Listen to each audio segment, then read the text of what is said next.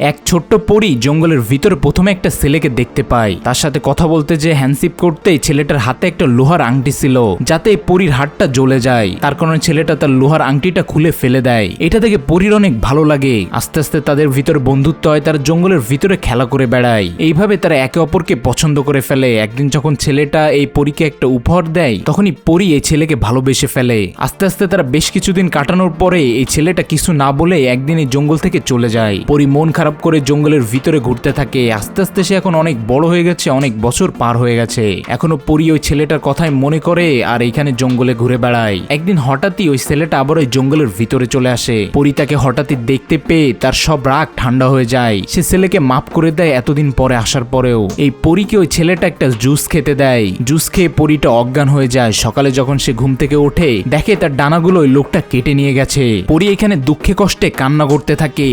ছোট থেকে সে যাকে ভালোবাসতো সে তাকে এইভাবে ধোঁকা দিল।